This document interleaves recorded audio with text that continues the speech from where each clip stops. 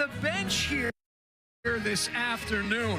Meanwhile, Haley Van Lith, unreal thus far here in her lone season at TCU as one of the top distributors as well as scorers in college basketball.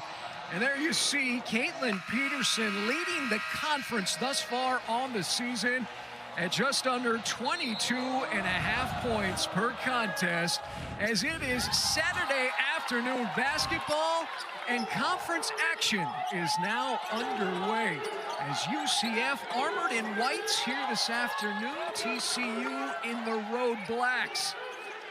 As just one loss on the season here for the Horned Frogs. That came against third-ranked South Carolina.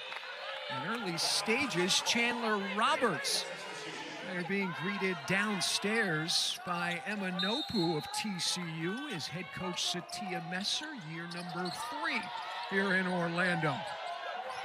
As the Knights will be shorthanded here today as no Hannah Gusters, the star center for the Knights.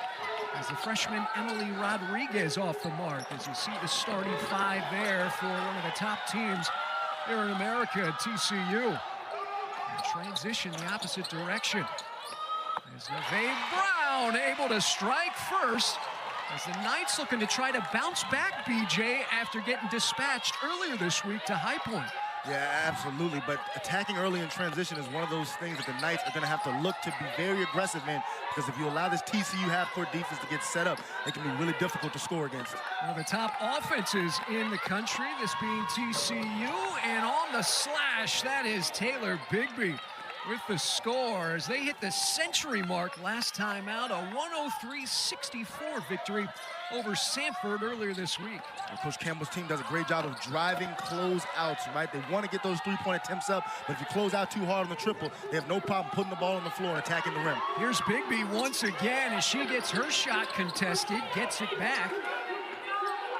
It is now in the hands of Haley Van Lith, the former LSU Tiger as well as Louisville Cardinal. Corner pocket triple, Bigby. Too strong offensive rebound, Prince, and she'll get fouled on the arm by Mahogany Chandler Roberts.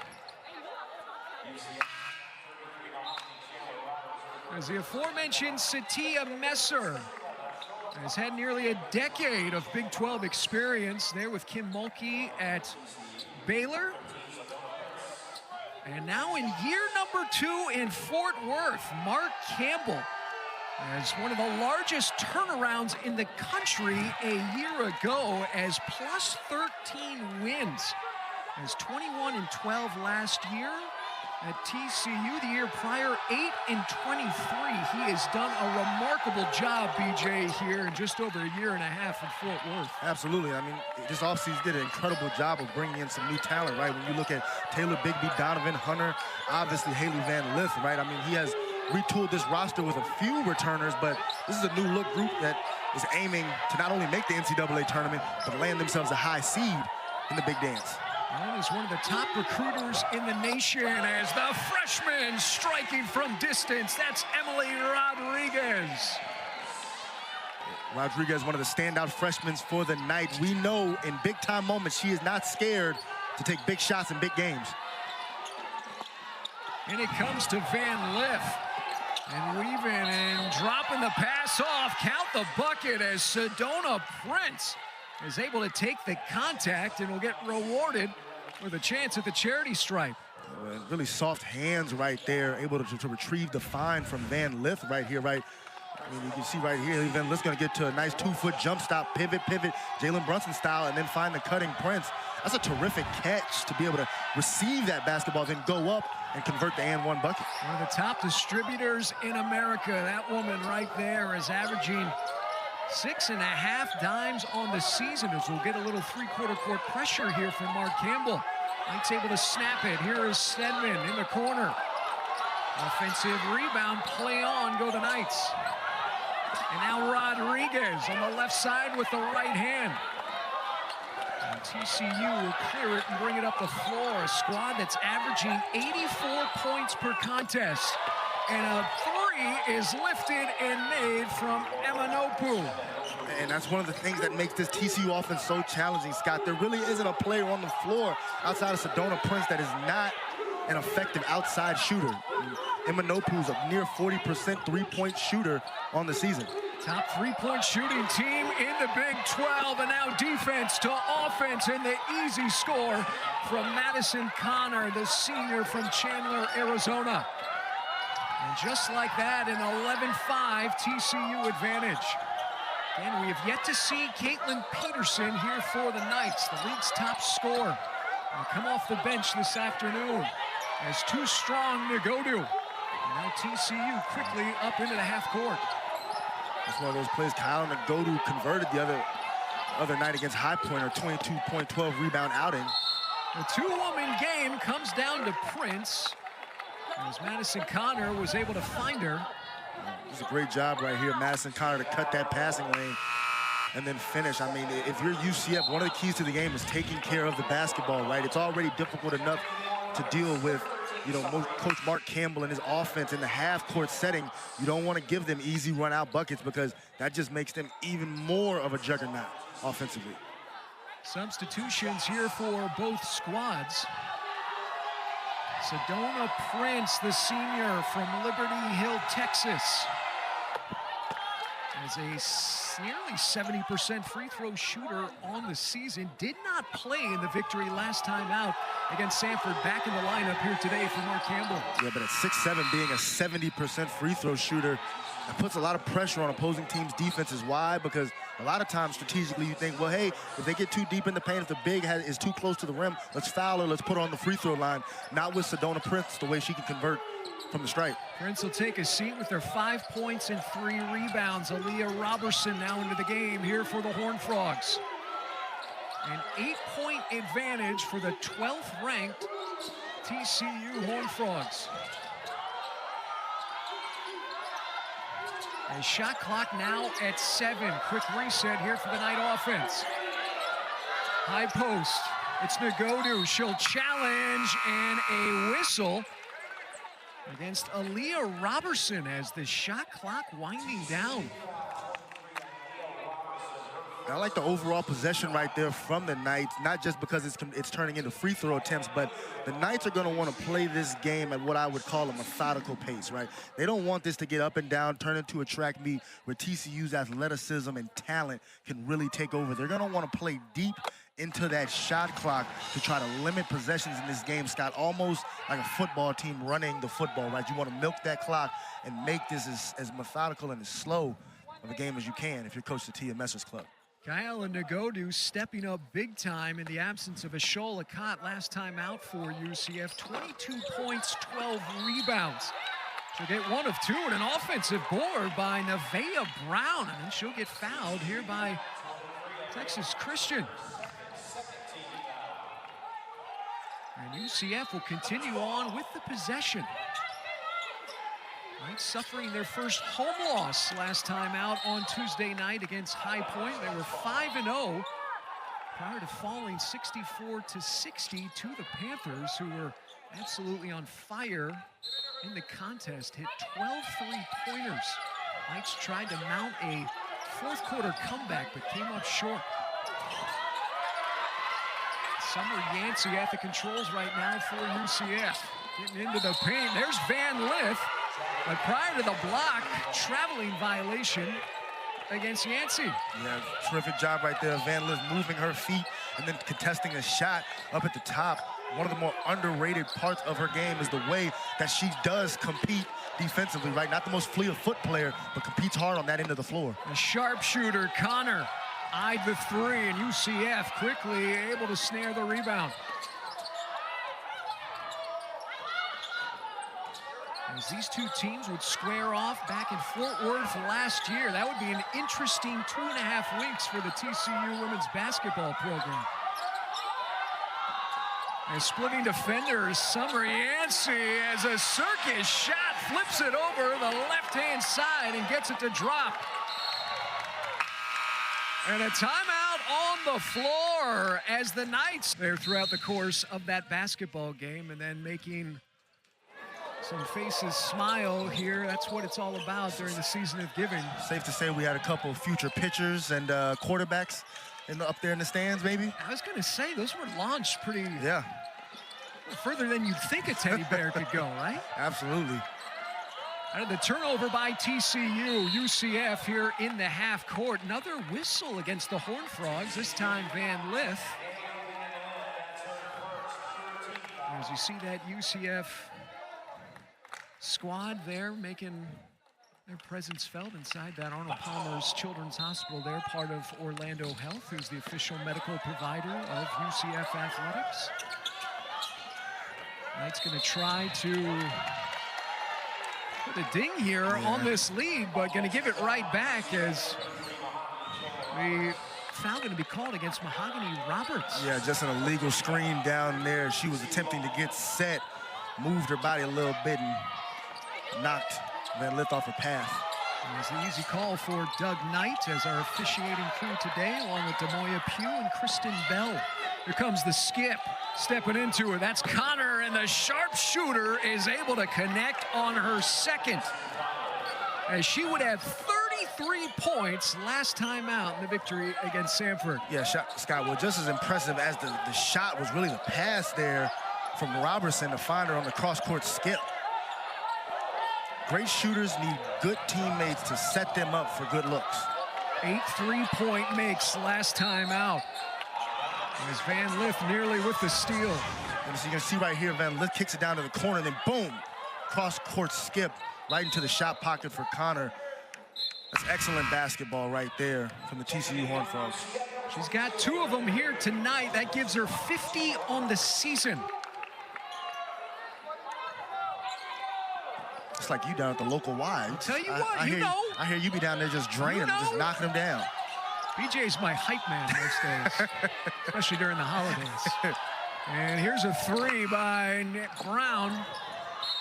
Nagodu trying to track it down, but running out of hardwood. And 94 feet the opposite direction. TCU going to look to extend the lead. They've doubled up the Knights. It was the 5th overall meeting here in the series, 66-60 last year from Fort Worth. Prince is back in the game, and she goes to work against Nagodu. Yeah, that's just a tremendous job of taking advantage of the one-on-one matchup, right? The smaller Kayala Nagodu is giving up about 4 inches and probably about 20 pounds to the bigger, stronger Prince down low. It is now the largest lead of the game for Mark Campbell's Horned Frogs. And now Brown off the dribble. The pull-up jumper up and good is rattling it home for Nevaeh Brown. Yeah, and Nevaeh Brown likes those mid-range jump shots, right? Sometimes they can be a little bit kind of annoying for the coaching staff when she doesn't make them, but today she's had it going. And a couple buckets she really struggled against High Point, was 0 of 8 from the field. As 1 and done here for TCU, and now on the hop, here's Rodriguez, who's re-entered the game, and a foul against Hunter. Yeah. We saw it with Haley Van Lith already. This time it's Donovan Hunter. Just got to get those hands off. Right, a little too aggressive with the reaching, but right here, Nevaeh Brown likes to get this little mid-range spot and then pull up. She's not a player that settles for a lot of outside three-point attempts, but if she can get to that 15-7-foot area, that seems to be her sweet spot. All SoCon first team member a year ago when she was at ETSU, her first year there with the Knights. We approach the final 2 minutes of basketball in this opening quarter. Again, it is the opening weekend of Big 12 basketball. Conference action here around the league. Difficult shot right there by Rodriguez. Haley Van Lith did a great job of staying between the ball and the basket. Van Lith, she hoists and she makes. As Haley Van Lith, her first triple here of the afternoon. Brown down the boulevard with the left hand. The scoop shot won't fall. Nagodu is there to clean things up and kiss it right back up off the window. We mentioned it earlier, Kayala Nagodu with one of the best games of her career, coming off a 22-point, 12-rebound outing against High Point. But right here, great job of just working her way, staying around, and then finishing through the contact of Robertson. You know, Kayala Nagodu is just that good quality glue player, right? always going to be in the right spots, offensively and defensively.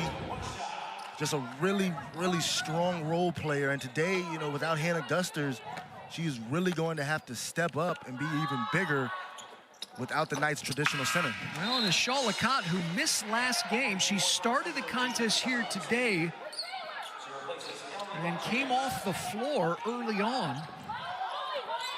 And so that's the reason why Kyla Nagodu will be counted upon here heavily for that front court for UCF. As the loose ball inside, going to be last touched by a Knight. It was Nagodu. Well, right now the Knights are trying to provide a little more length out there. You see the 6'5", a Dang Ring, the freshman from Australia. She's up at the top of that zone, trying to make it a little more difficult for the TCU backcourt to swing the ball around the perimeter. Here's Hunter. There's now 8 seconds on the shot clock, and blowing past her woman, that was Taylor Bigby. How about the killer cross? Yeah, I mean, so quick, attacking the rim. This TCU offense is so balanced, right? They have Prince inside, that's their interior force. They have Van Lith, who runs the show. They have shooters like Connor. Bigby attacks the rim. I mean, they're just really complete offensively. Lob inside, and the whistle against Sedona Prince is continuing to be active. Kyala Nagodu. And Prince will go over to that sideline, get some directive from Mark Campbell. Second year here in Fort Worth. And Sedona Prince, a 6'7" senior.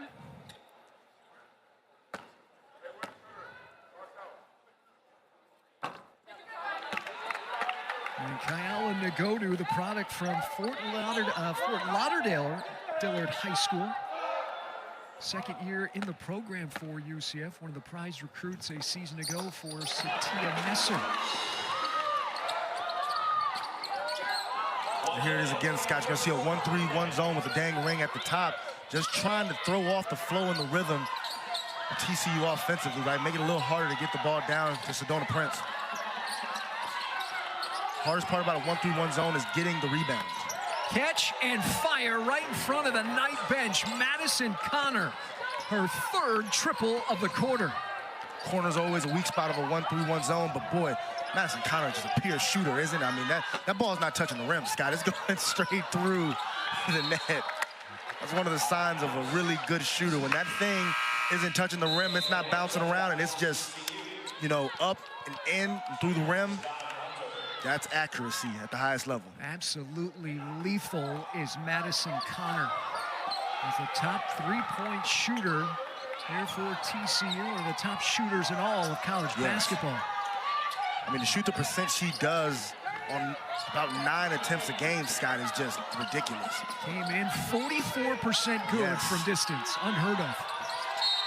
She's got the orange atop and the reach-in foul against Summer Yancey. Yeah, I mean, that's just so hard to do, Scott. I mean, you'll see players that sometimes shoot in the 40%, but that's because they only shoot, you know, wide open shots. Maybe they only attempt 1 or 2 threes a game. She's shooting that percent while taking more than almost any other player in the Big 12 Conference. And got the 5th foul here on the quarter against UCF. So now Madison Connor, who, by the way, BJ, is the top free throw shooter on the team. You don't say. Yeah, that would have been my guess. Yeah, if I didn't do any prep, you asked me who was the best free throw shooter on the team, I would definitely have chose Madison Connor. Final 4 seconds, stutter step. Here is Brown, she lets it go, but unable to fall, and that'll do it for the first 10 minutes of basketball here from Orlando. We're double figures here in the opening quarter for Madison Connor. As we'll come back, get second quarter action under basketball. Mark Campbell's ladies, BJ Taylor, they can score the orange. Absolutely. I mean, one of the best scoring teams in all the Big 12. At least they will be this season. You look at the 3 Horned Frog lineup they have here. They have everything you need. You have your point guard, right, who runs the show, who can also put the ball in the hole. You have Sedona Prince inside, one of the best post scorers in the Big 12. And then you have Madison Connor, who we've already seen this afternoon, showing why she's one of the better shooters in all of college basketball. This is a really complete unit offensively Coach Mark Campbell has assembled down in Fort Worth. 64% good from the field in that first quarter, and a 2-touchdown lead right now here for TCU. Is that a CFP College Football Saturday reference or just coincidence? I'll tell you what, BJ, you are extremely, extremely quick. Speaking of quick, another one from the holster of Connor. Has 12 points for the talented senior. And the freshman for the Knights, Rodriguez, looking for help now in the hands of Stedman. That shot clock, sub 10 seconds. Into the corner, Brown, her triple is up, and it is good for Nate Brown, who has had a solid start to the basketball game offensively. Yeah, Nate Brown's come to play, Scott. I mean, now 7 points already here to start the second quarter. Off the dribble, Connor. Just her second miss of the basketball game. As again, no Hannah Gusters here tonight for UCF, and the traveling violation by Emily Rodriguez. Yeah, and Nate Brown, a player who has not attempted a lot of three-pointers for the Knights this season, is able to just take advantage of the late closeout right there from Van Lith. And as we mentioned, Nate Brown, a player who's been in and out of the starting lineup for the Knights this season, has really been setting the tone offensively here so far.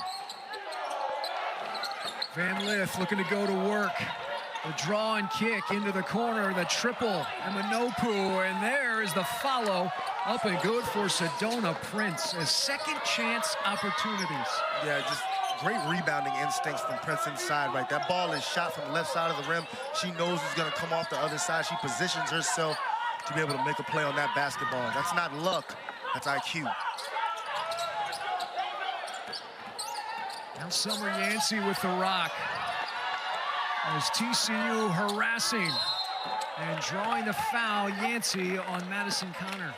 Yeah, nice job right there, Summer Yancey, just attacking strong with her right hand. But there's one thing that TCU has a bit of a tendency to do defensively is just use their hands too much in times where they don't really have to, right? That was gonna be a difficult shot for Summer Yancey to convert if Madison Connor doesn't reach, but I'm sure Coach Campbell preaches to his team, right? They wanna be physical. They want to make things tough on the other team, but in certain scenarios, you just want to get your hands off and move your feet. And now Summer Yancey, who's gotten extended minutes here thus far in this first half. We have still yet to see Caitlin Peterson, the league's top scorer. Again, did not play earlier this week. We knew she'd be coming off the bench, just hasn't been out on the floor just yet. And so Yancey able to do the damage from the free throw line, but the Horned Frogs still here in control. And a good look again, Connor, you betcha. Way too easy. Splash it goes.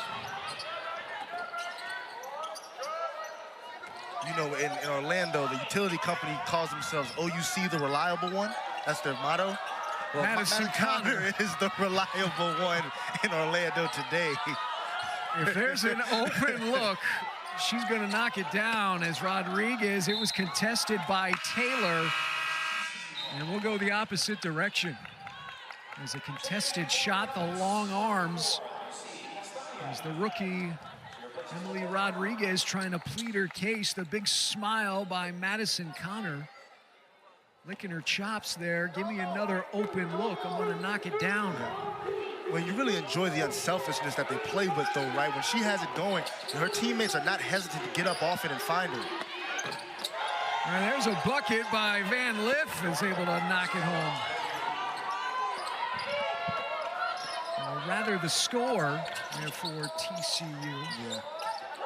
Is that from Nopu? Yeah. Nopu. As Van Lith on the assist. As Alrek Angui, who was just recently checked into the game, a turnover for the Knights. That is number 6 right now here for UCF. Yeah, well, Emma Nopu knocks down a 3 on one end, and then on the defensive end, rotates over and forces the travel. Van Lith takes the screen, and then the shot fired. It'll go off into the corner, and now UCF here. who has not scored in the past 2.5 minutes. And it comes to Angui, and she keeps it high and is able to get the strike down low. That's a really nice job of UCF attacking that full court pressure, able to find Angui underneath the rim. She kept it high when she received it and went up with it. No poo three, no, but there is a offensive rebound, yes, for Prince. Right here, great skip ahead pass from Yancey, and then Castagne just throws the ball up high where Connor can't get it. And a nice job of Rek Angui to just keep it up above her head, not bring it down, and finish the play.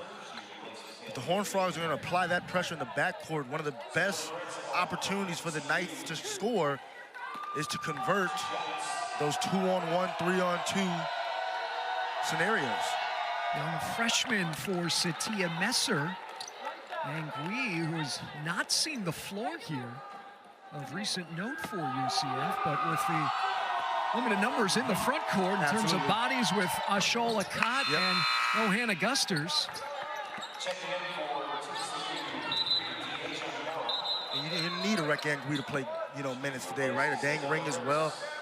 Those two who have not seen a lot of time are going to have to be two of the players to step up in Hannah Gusters' absence. Because, Hannah Gusters was about 31 minutes per game, Scott, for the Knights handling the interior action. In the meantime, Prince now in double figures here for TCU, both her and Connor. And challenging is Emily Rodriguez, and she's going to get fouled on the arm. It's really difficult to stop Emily Rodriguez once she gets a head of steam going with that right hand. TCU has to do a little better job of just keeping her out of the paint and forcing her to her weak hand. Right, players are usually not as aggressive with their weak hand as they are with their strong hand. The players that can finish with both hands and attack with their weak hand the same as they can with their strong hand are usually some of the better players in the game. Emily Rodriguez, it was an off night for her on Tuesday, would score just 5 points, just 2 of 10 from the field. She'd been a double-figure scorer here in her freshman campaign. Trying to bounce back here this afternoon against TCU, has been able to do some of the damage for this Knight offense. Is now with 5 points. Van Lith, the southpaw misfires, but keeping it alive is Amanopu. Well, TCU, the unforced error, team that does not turn the ball over, BJ, all that much. This is other teams in the nation averaging just over 10 turnovers per contest. Yeah, I mean, they do a great job of taking care of the basketball, but you see it in the way that they play offensively, right? They're very connected. For a team with a lot of newcomers, they don't seem to have a chemistry problem on that end of the floor, right? It seems like this unit would have been together for 2 or 3 years with the way they know and have a feel for where their teammates are going to be on the court. Yeah, talking to Coach Campbell prior to the game, that has been one of the things he's been really impressed with. The 3 launched by Hunter is the fact that these ladies have come together so quickly in this new age of college basketball. Exactly, because no matter how talented a player you have, as you see right there, Van Lith just great job of reading the defense and getting herself to the stripe. No matter how much talent you have, it still takes time for players to come together, build that chemistry offensively, and it's not easy, right? A lot of times, from the fan perspective, you think, well, we can just put a talented group together, they should be able to figure it out quick. Well, that's not the case, right? I mean, if you're gonna harken back to, when the big 3 got together with LeBron, D-Wade, and Chris Bosh, right? It took that unit a while to really figure each other out, and I mean, those were 3, 2 of the best players to ever play the game. Chris Bosh was one of the best players in basketball at the time, and it took that unit a while. So the way that this group has built chemistry on the floor this fast is special. The highest-ranked team to start conference play in the Big 12 is the TCU Horned Frogs. When you bring a collection of ladies together that played at a high level at their former school, we talk about Van Lith, who's one of the best guards in the country. For the past 3 or 4 seasons, dating back to her time at Louisville, and then obviously the last recent season she spent with Kim Mulkey at LSU. Now, she's a perfect addition to this group with the way the team is formed, right? I mean, like you said, you add Van Lith with a shooter like Connor, Love the way that Taylor Bigsby's able to attack the rim. Donovan Hunter, right, can play a little bit of relief point guard, and then they obviously have that force inside with Sedona Prince. So, you know, this team has been put together very, very well. All the pieces mesh. And the portal acquisitions have been huge here for the Horned Frogs. Blocked shot. As now TCU running in transition, not to be outdone, however, as Nate Brown flying in like a pterodactyl. We're gonna take a second look at this right here, Scott. After the break, we'll take a second look. Oh, we'll take a look now. As you see it, big play up top. I don't know if that was a foul.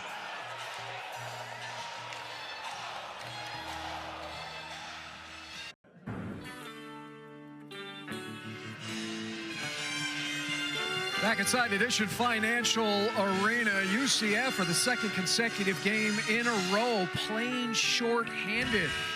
It's here at this 4:37 mark in the second quarter. No Hannah Gusters here this afternoon, as Shaw Lacotte has been on the floor for just 2 minutes.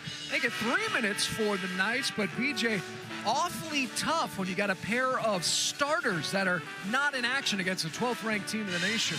Yeah, well, I mean, the challenge can't be overstated, right, Scott? I mean, Hannah Gusters is not only a defensive presence, right, with her ability to defend bigger post players, rebound the basketball, but on offense, she's really the focal point of how this team, at least strategically, wants to play on that end of the floor. We know that Caitlin Peterson is the best offensive player for the Knights, but a lot of Coach Satia's message, emphasis to her team is always go inside to Hannah Gusters, right? Find her, let's play inside-out basketball. So it's a real challenge for the Knights this afternoon without her services. Well, speaking of Caitlin Peterson, Knights have still yet to see her on the floor.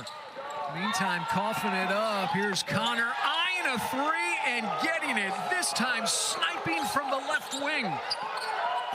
Left wing, right wing, top of the key. The way she shoots it, she could probably shoot one from the parking lot, and I'd still give her a chance. And I'll tell you what, BJ, just how quick that trigger is as well. She can get that shot off. Yeah, she gets her feet under her real well, right? She gets on balance every time she shoots the basketball, as Emily Rodriguez gonna be fouled on her attempt. But watch the way when Massaconn receives this basketball, she gets her balance right, she gets her feet underneath her, and she goes straight up and down. A lot of times you'll see players catch that ball and they'll end up fading to the left, right, off balance, or they won't hold their follow through. She has the same mechanics and the same form from base to top every time she releases the basketball. That's why she's such a consistently good shooter. And dare I say, poetic. Here, yes. 18 first-half points, this on the heels of her 33 that she would have in the victory against Samford. And she would have a school record last year. In regulation, she would score 41 points. There's Emily Rodriguez able to dial up from the free throw line. But a 21-point advantage here for the Horned Frogs. Nice switching defenses up again, now going to a 2-3 zone. Just trying to find something that may work to throw off this TCU offense. And we've seen Satia Messer and this coaching staff throw a variety of looks here against TCU. Shot clock at 5, stepping out is Prince. Long rebound, out it comes to Rodriguez. Will she challenge? She will wait, however, for the cavalry. The TCU defense able to retreat. And here is a Shaw Lacotte splitting defenders, and she will get fouled. As a Shaw, such an active player for this UCF team, when she's not out on the floor, it's noticeable. But, you know, whenever you speak with the coaching staff, they talk about how much a Shaw Lacotte worked on her ball handling in the offseason, and she was able to display a little bit of it right there. That's a move that a season ago she wouldn't have had the confidence to make off the bounce. You see she plays with that ankle brace on the right leg. She would sprain her ankle in practice prior to the last game out against High Point, and she would be a late scratch for that basketball game. And then you couple that with Caitlin Peterson missing. That's nearly 30 points of offense for UCF, as well as nearly 10 rebounds. I mean, it's arguably the Knights' 3 most important players. Van Liff, as tough move, little English off the glass with the left hand from the southpaw. Yeah, just has a great feel for the game, right? She knows when to score, she knows when to pass. She has a great feel for how to play the point guard position, but a lot of that just comes with her experience, right? She's played in a lot of big-time games, Sweet 16s, Final Fours, right? There isn't much in college basketball that Hailey Van Lith hasn't seen.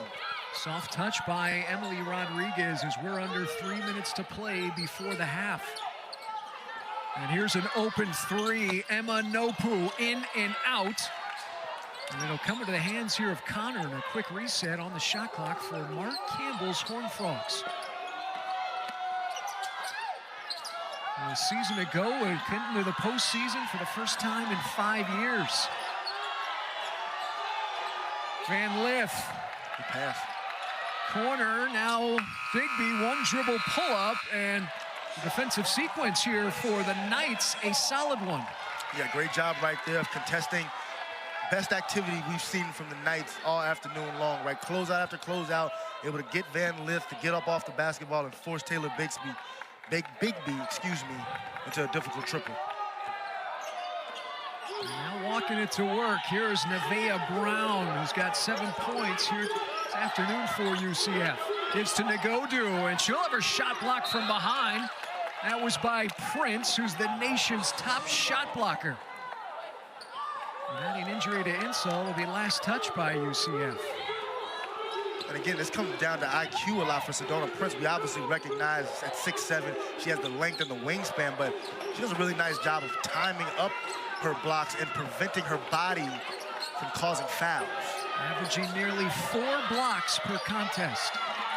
95 ticks before the half. Connor catching fire, the three. Defensive rebound certainly was. Back out it comes. Van Lith is able to knock it home. Yeah. That all started with Agnes Emanopu right there with that just tremendous offensive rebound to go take that one off the rim and then find Van Lith for the triple. 8 3-point make for the Horned Frogs. High up off the glass. Summer Yancey with a woman in her mug.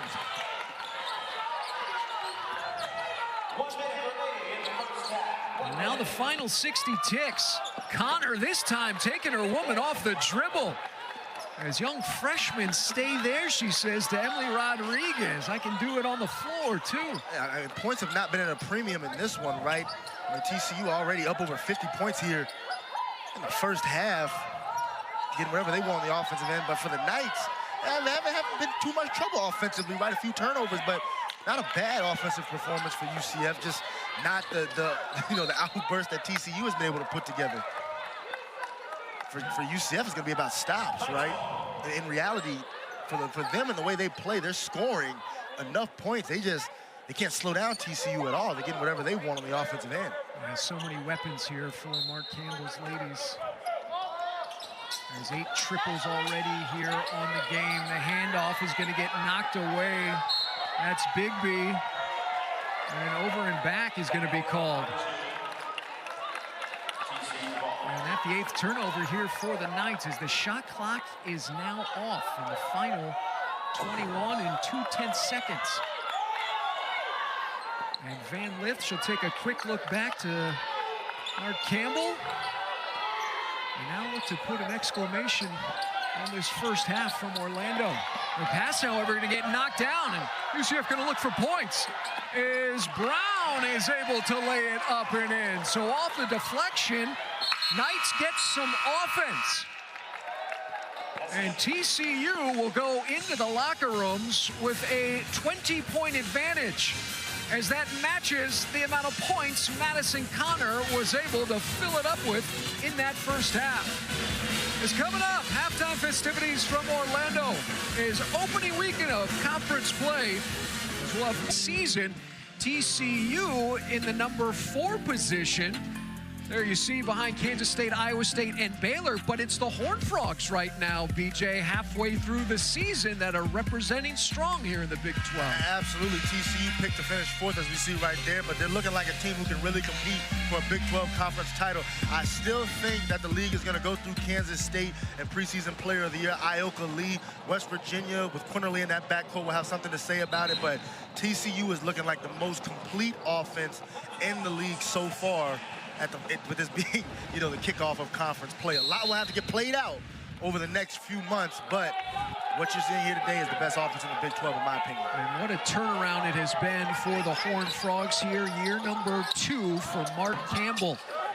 As the Knights trying to get the scoring underway to begin the third quarter, but errant on that initial attempt. As UCF 38% good from the floor in the first half. And no Hannah Gusters, no Caitlin Peterson here today for UCF. So we thought we might see Peterson there to begin this basketball game, but that has not been the case just yet. As a whistle against the Knights, as the league's top scorer missed her last contest on Tuesday in the loss against High Point, and has not seen the floor here today. Comes off 2 games removed from 39 points in a victory against Texas Southern. And well, the Knights can really use not only her offense, but her ability to create turnovers, as Van Lith and Emanopu just unable to connect right there. But without Caitlin Peterson's ability to force turnovers, right, this is a player that, you know, gets almost 3 steals a game, Scott, right? And you know, her pressuring Haley Van Lith in the backcourt, defending a Madison Connor on the perimeter will really be helpful for the Knights here today. 1-2-2 pressure there, 3-quarter court there for TCU. Knights able to get it now up here in the forecourt as Allie Stedman's gonna have her shot erased. They're from the top shot blocker in the nation. As Prince had a couple of them in the first half, and now she's got the orange. Spinning and firing and hitting nothing.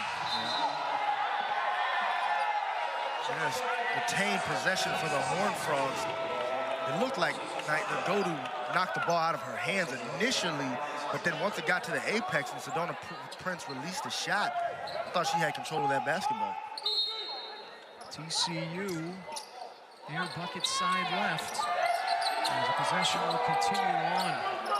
And Maddie Connor working the 2-woman game, excellently executed. Excellently executed the the high ball screen action. Is that what you were getting at? What he said. Excellently executed by B.J. Taylor. Well, that's just good action, but it's Haley Van Lith was coming up on the other side, and Summer Yancey just didn't want to leave her.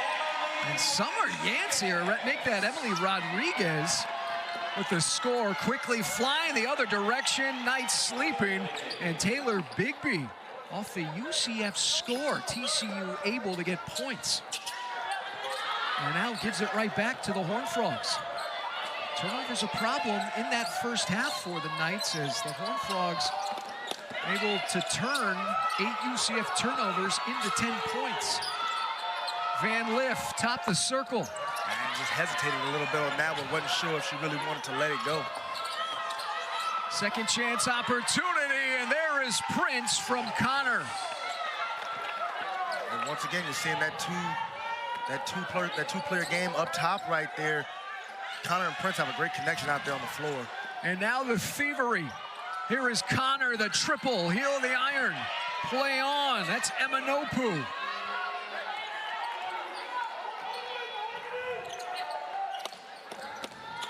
Van Lith getting the screen, frees herself up. And the clearance by Nagodu. Anytime TCU puts Prince up there in that ball screen, they're getting good looks and good action, whether it's her rolling to the rim or an open shot for Haley Van Lith, right? We're getting good action out of that. UCF's having real trouble defending it. At some point, they probably should just jump it and try to trap it to make the pass out of the ball screen a little bit more difficult. Pair of new Horned Frogs out onto the floor. As Hunter and Robertson. As 3 minutes into this third quarter. Here's Rodriguez as she takes a little contact and gets it to drop, as she's got a quick 5 here for UCF. Yeah, nice job of Rodriguez to use her body to just create a little bit of space for her to get that shot off. Double figures for the freshman with 11 points, and now Nagodu with the steal. Up it comes, Castagne in transition. Able to punch it up off the window. And Nagodu, another steal.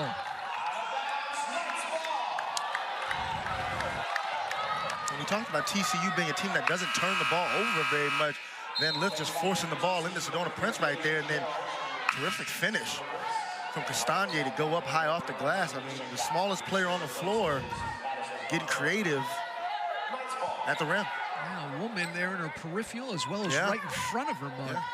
Well, that's hard when you haven't played very much throughout the game either, Scott. I mean, when you get that full court run out in transition and you're going to the rim and, you know, you've only seen 2 or 3 minutes in a game, sometimes you don't have much of a rhythm or feel for those plays, but Castagna didn't have any issue that time. First-year player for the Knights. First 4 years at Bryant. Emily Rodriguez galloping through that left hand, however, can't get it to drop. And Van Lith will draw the foul against Castagna. UCF foul for Lucy Castagna, her second team foul. TCU ball.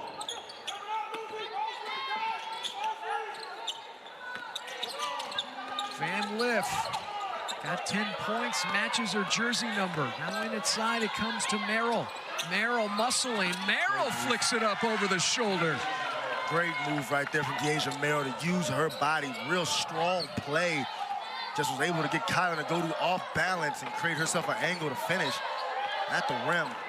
Back up big for Mark Campbell, one-time Kentucky Wildcat.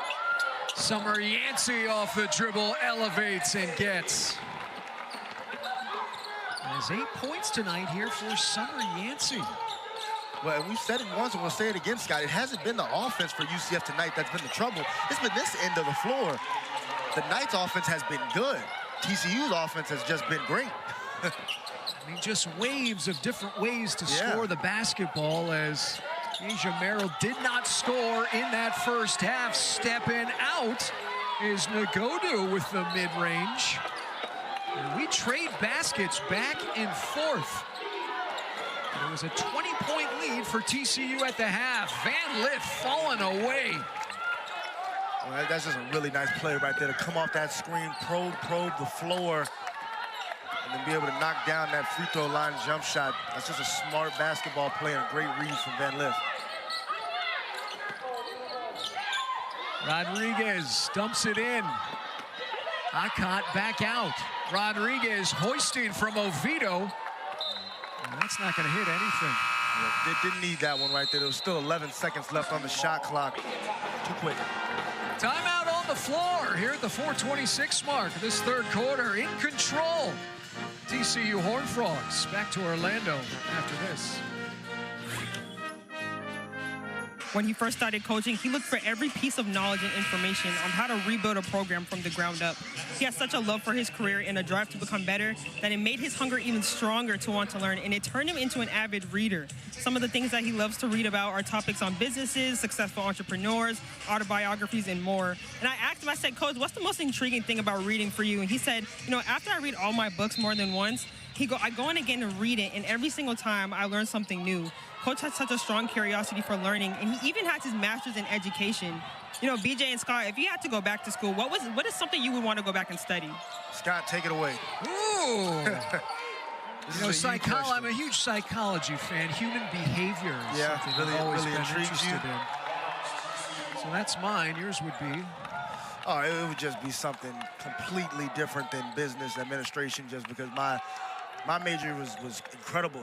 UCF has a terrific business program, but I would go with something that wasn't so nuts and bolts, math, you know, finance, stock market. Well, that'll make you more well-rounded, which I think is kind of the point here that Mark Campbell is trying to make, being able to see things from different viewpoints. 100%. And instances, which makes him such a great recruiter that he is. As TCU, that shot clock winding down, and drawing the foul is Hunter. It's Mark Campbell, known as one of the nation's top recruiters, as an assistant coach at Oregon for 7 years prior to going to Sacramento State, as he was the head coach prior to getting the job at TCU. At Sacramento State, he would go ahead and give this school their first ever NCAA tournament berth, as well as first ever Big Sky regular season and postseason tournament titles. And now doing it here at TCU. It's year number 2 in the top, at least ranked team for the Big 12. TCU here holding at number 12. Robertson driving, Robertson taking contact. And just the 2 slashers, right, with Taylor Bigby and Leah Robertson, right? They have 2 big wings that are so good at attacking the rim. At 6'1" and 6'2", both respectively. Those are some pretty big slashers. Robertson getting her first score of the game, would have 17 points in the victory last year against UCF in Fort Worth. It's now the final 3 minutes here of this third quarter. Offensive foul going to be called against Maddie Connor. Yeah, nice job right there, Summer Yancey, of staying down and staying in front, because after the whistle was blown, Madison Connor did make that shot too, for the viewers at home who did not see. She didn't even try either. She just threw it up there and just like, offensive foul, okay. The ball still went in. 20 points in that first half for Madison Connor, has yet to strike here in this third stanza. Now Summer Yancey holding there on the wing. Now the dribble pull-up. Going into the hands of Connor. And the head on a swivel for the senior. Will drop it in, and there is Merrill running the floor, getting rewarded.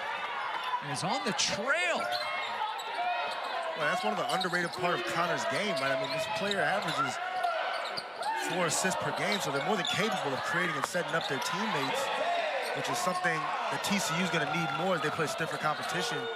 Nice mid-range jump shot from Neve Brown, but you know, TCU's lone loss to South Carolina earlier this season, that was a bit of the trouble, right? Haley Van Lith sometimes is the main point of creation. If she can't create for her teammates, and Sedona Prince doesn't have a true advantage inside, they can get bogged down a little bit offensively. So that's one of the parts of this team that I'm sure Coach Mark Campbell is going to want to continue to grow, is other players being able to play make. Loose ball on the deck. It'll come out to the Knights. As Ashola Cott trying to get the hot potato. And 6 on the shot clock. Hesitation move by Brown, and taking it away. It's Connor, one woman to beat. As Madison Connor spinning. And then the drop-off pass to Merrill, unable to hold on to it, and the Knights will have it now length of the floor. Yeah, Connor right there just fumbled her dribble a little bit, and that's a tough pass for Deasia Merrill to be able to collect and go up with on a full-fledged sprint like that. Bit of a break for UCF.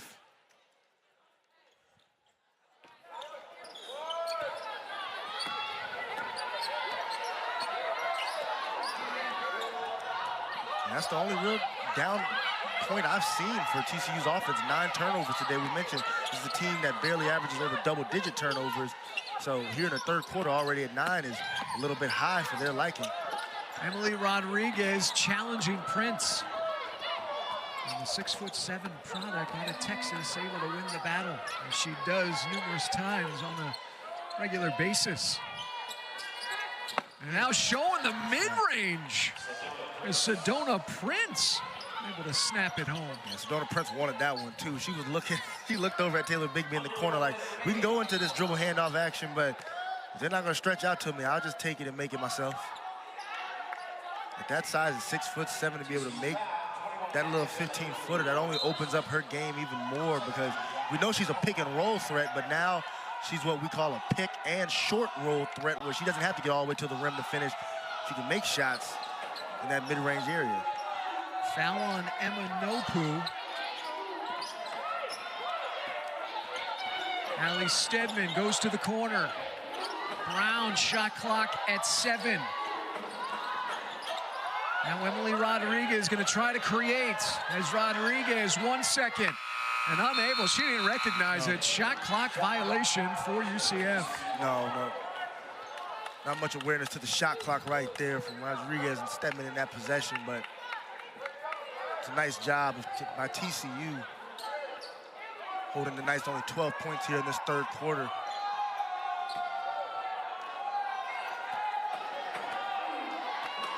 So the Horned Frogs here on the season already with a pair of top 25 wins. NC State against third-ranked Notre Dame. Just one loss on the season. Looking in a conference opening win out here on the road.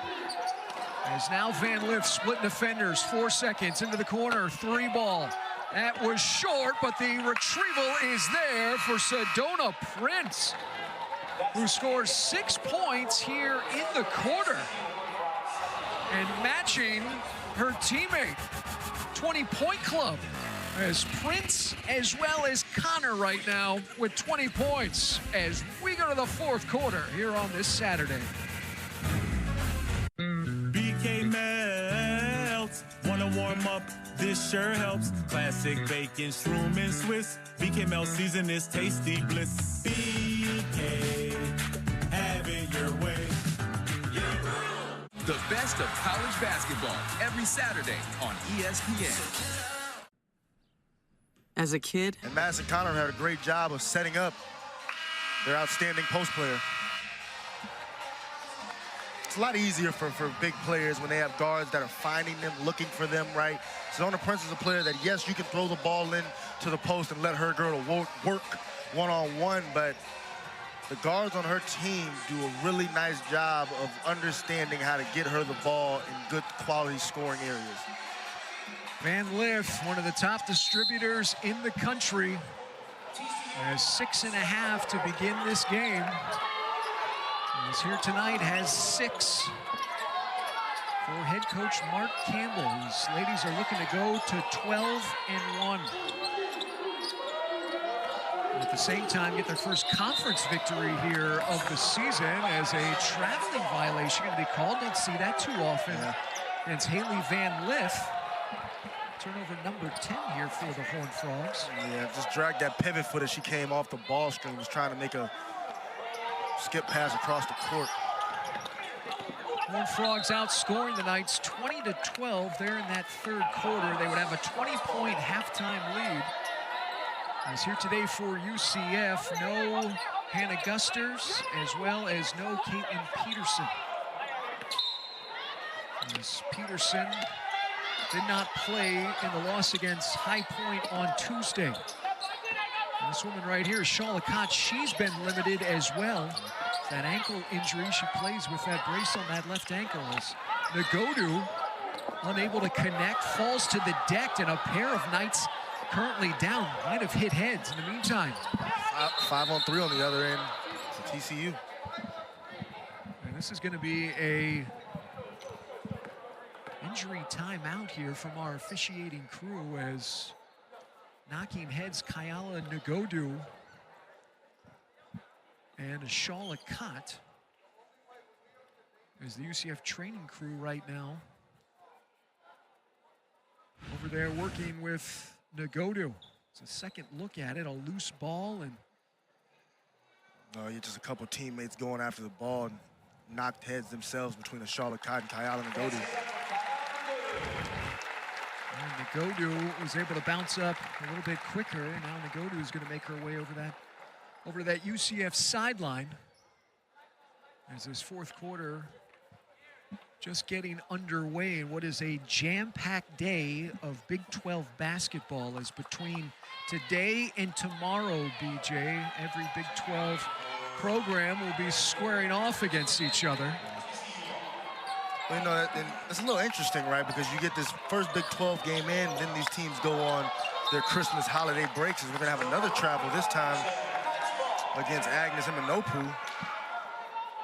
But like we said, you know, you're kicking off conference play, and then you go into the Christmas holiday, so you almost start conference play over again after the holiday. And only fitting that today marks World Basketball Day as well, as a timeout on the floor. We'll step aside.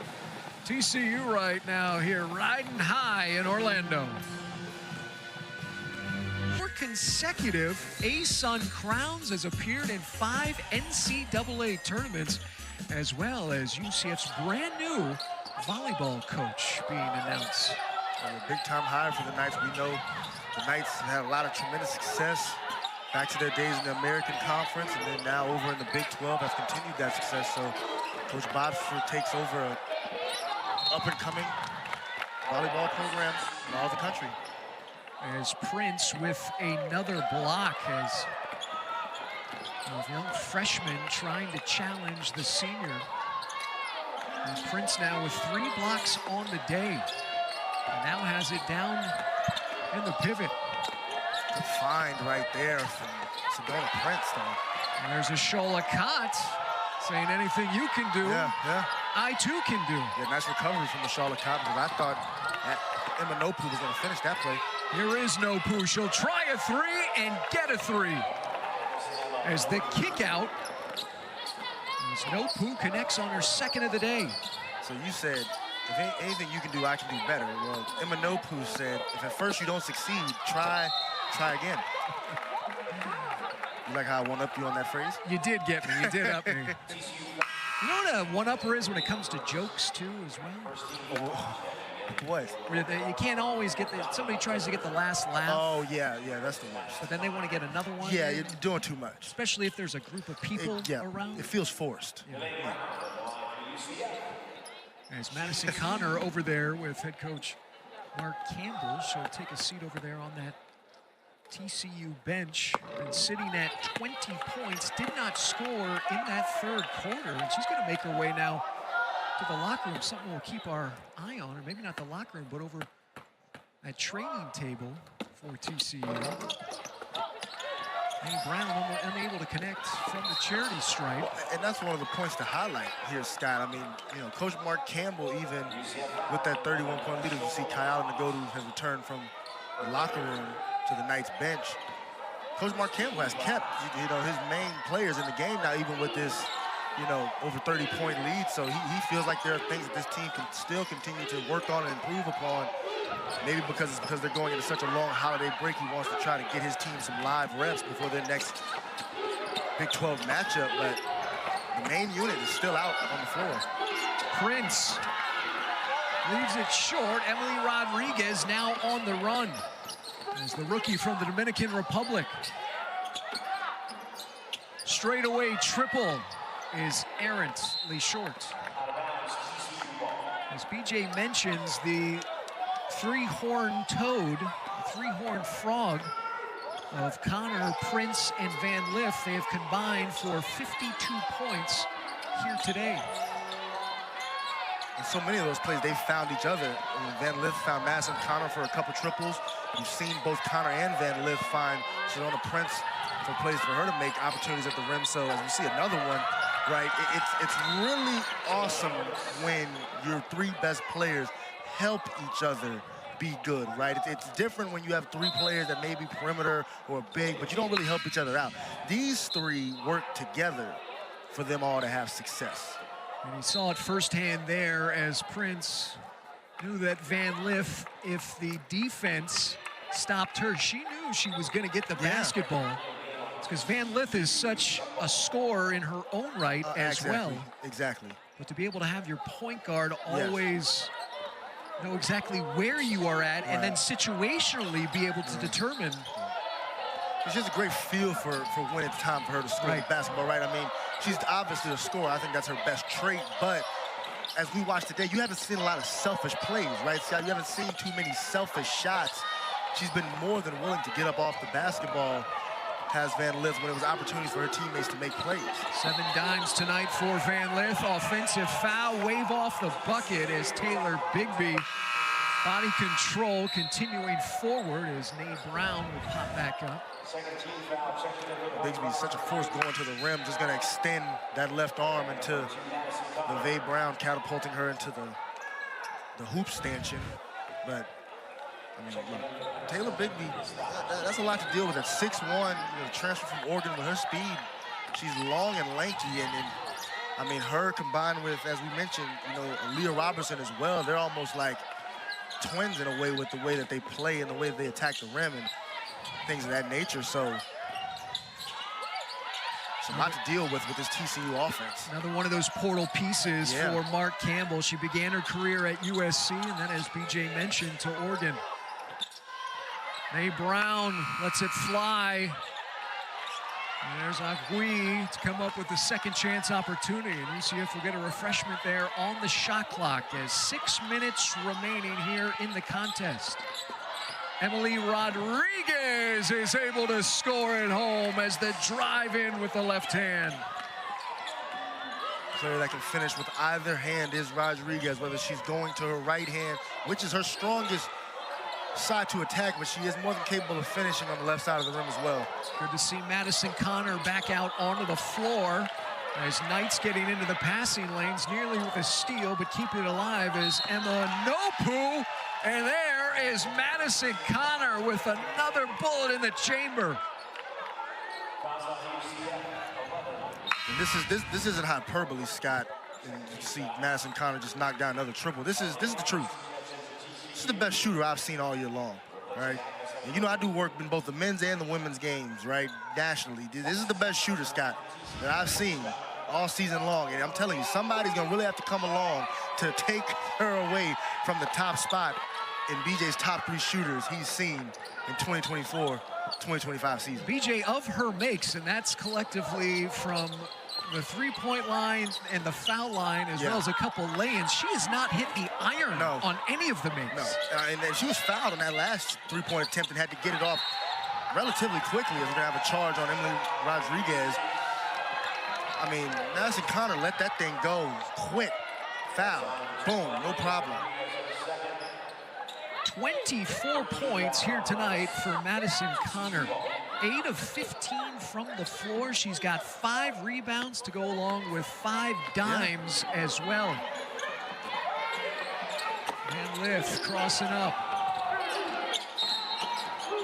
Traveling violation on Connor, and I think some of this game film here at the conclusion of this one, Coach Campbell and his staff will look at. There's been a lot of unforced turnovers for TCU, which is very uncharacteristic of this bunch. Yeah, if we're going to nitpick the 2 things that have been a challenge for TCU today, they haven't taken care of the basketball the way they traditionally do, and they've had a few defensive fouls that Coach Campbell's going to want to clean up, and just in terms of reaching and being a little too handsy. And nitpick being the operative phrase there. Yeah, exactly. We know how coaches are, though, right? As Haley Van Lith knocks down a nice little mid-range jump shot. We know how coaches are. They're going to find something to fix. And again, and they do, right? This team has aspirations of a Big 12 title, right? Those issues and those little nitpicking, you know, kind of things that we're highlighting right now won't be a problem, obviously, today. But if they want to win a Big 12 title and knock off, you know, Kansas State, knock off Baylor, knock off Iowa State, those are the sort of things that they're going to have to clean up, right? You know, one of the best phrases in sports is never accept anything in a win you wouldn't in a loss. And that's, I'm sure, what Coach Campbell's going to express to his team. And outside of trying to contend for that Big 12 title, also a trip to March, or a trip into March, into the big dance. Something I know that the entire team looking for. A goal to begin the season is now just 4 minutes away. Here for victory number 12 is timeout on the floor. So come back to Orlando as Holiday Hoops, Big 12 opener. Much like a movie that you hear about secondhand, and somebody tells you it's a really good movie, but you don't necessarily believe them until you see it yourself. Well, this is a no-brainer here. As good as advertised, the 3-horned frog, Haley Van Lith, Sedona Prince, and Maddie Connor here today have been as good as advertised. Absolutely, Scott. I couldn't have said it better myself. We've harped on these 3 all day long, and I mean, like I said, they move through Big 12 play here as they get past Christmas and return from the holiday into the new year. This trio for the Horned Frogs is going to be the main focus of every team they face in league play. The jumper by Yancey jumps off left, and now the rebound quickly the other direction. Donovan Hunter. You know, primarily, Scott, is Donovan Hunter's going to attack the rim and almost convert, Aaliyah Robertson's going to almost convert an and one right there at the rim. You know, this young lady right here, Madison Connor, along with Haley Van Lith, are probably going to be the 2 players that teams are going to have to really focus on taking away, right? Sedona Prince gets a lot of her action off of the creation of those 2. So it's going to have to be a real emphasis on removing those 2 from the game. In the South Carolina game, Haley Van Lith had 21 points of the 52. It was really Madison Connor who just couldn't get it going in that game and have her usual impact, right? So if you want to slow down this TCU offense, you have to slow down one of those 2 in the backcourt, whether it's Van Lith or Madison Connor. Madison Connor 2 games ago would go over 1,000 career points. And she's got 24 in 28 minutes as her day is done here with 3 and change left as Emily Rodriguez has her shot blocked by Robertson, gets it back, never hit the iron, and now the whistle against TCU. As a double dip of holiday hoops here today from Addition Financial Arena. It's kind of an hour differential between the conclusion of this one and then the start of men's basketball as Johnny Dawkins' guys will be going toe-to-toe with the Jackson Dolphins as a little double dip for our very own BJ Taylor who will be on that call as well. Yeah, this is the men's night's last non-conference game before they go on the road to Lubbock, Texas and face the Texas Tech Red Raiders, so they're going to look to have a little bit of momentum going into that New Year's Eve bout. Mae Brown's three-point shot, that's short. And here's an open look, Donovan Hunter. There's now Summer Yancey will bring it up the floor here for UCF, but TCU, BJ, I mean, collectively, offensively, just so many different weapons. They're shooting over 50% on the game. Extremely balanced, Scott. That's what they have. I mean, there isn't really a part of this team that's weak. Like you said, you have an interior post scorer like Prince, you have your point guard, you have your shooter, you have great role players with length like the Aaliyah Robertson, like Taylor Bigby. You know, they just have a lot of different areas they can go, and then big picture for the Knights, you know, the biggest thing is getting everyone healthy and getting everyone back on the floor with some consistency, right? I mean, it has been a while since pretty much they came back from the Las Vegas trip that they've had their entire unit of key players on the floor, from Kaylin Peterson to Ashal Lakat to now today missing Hannah Gusters, right? This Knights team has really been in flux and a constant sort of adjustment period and having to redevelop how they're going to play games because you lose your leading perimeter scorer, right? You don't have Kaylin Peterson for a game. Well, then now today you don't have your interior force and a Hannah Gusters, right? The Oklahoma State transfer. They have got to get everyone back on the floor, back together, so that way they can build some continuity and consistency as a unit, because without it, it's really, really challenging to have to change the way you play stylistically game in and game out. And especially game planning as well, when you think you have a certain personnel that then you don't. In the case of Ashal Lakat, last game out against High Point, that was a game-time decision as she turned an ankle. And then you got to try to play on the fly. Next woman up. Well, if you were, you know, look at TCU's team, right? If Sedona Prince doesn't play, you know, Sedona Prince is their version of UCF's Hannah Gusters. That changes their team, right? If they don't have Madison Connor or Haley Van Lith in the backcourt, that changes the dynamic of their team offensively, right? So having that consistent unit that you can depend on as a coach is so important, because you got to know what you have night in and night out. It's the only way to build a quality game plan and a quality strategy for how you want to attack the other team. Jovanovic with the foul. Summer Yancey will have foul shots as you see the dynamic backcourt duo of Connor and Van Lith, who came into this game having combined for 89 points in their previous 2 games. There's that duo here in their final campaign, looking to put TCU into the postseason and beyond, and as BJ talked about, contend for that Big 12 title as this game number 1 in the conference.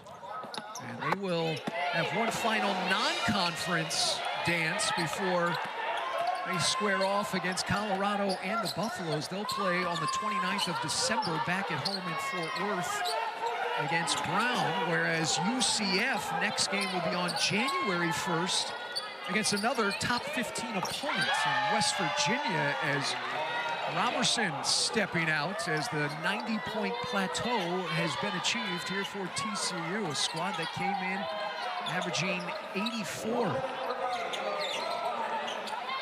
And that's the 10th three-point make here of the day.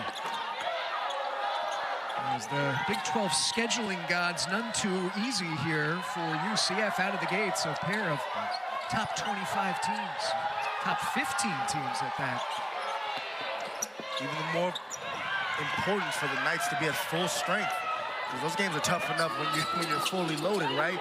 When you have all your weapons, it's just that more challenging without them. As UCF will have about 10 days to get ready for that contest. And the aforementioned Jovanovic off the bench, able to get the jumper to fall, and now the final 15 seconds of basketball as we will hear from a TCU Horned Frog at the conclusion of this one, as Danielle Strong will be standing by with who I would imagine, BJ, might be Madison Connor or Sedona Prince. As that'll do it, the final ticks here from Orlando, and TCU for the second consecutive year in a row will improve to 12-1 on the season, as they continue to show why they are one of the most talented teams in the league. Yeah, just a complete performance from start to finish today for Coach Mark Campbell's club. Got contributions really up and down his entire roster, and this is the best Christmas gift that his team could give him here today as they go into the Christmas holiday. Well, and as he told me prior to the contest, his ladies will not fly back to Fort Worth. They will go home to Christmas from wherever they are from, and the team will re-engage, get ready for Brown, and then put their sights completely on Big 12 basketball as the precursor to Santa coming down the chimney on Wednesday, the early Christmas present here for TCU, and that is a conference victory.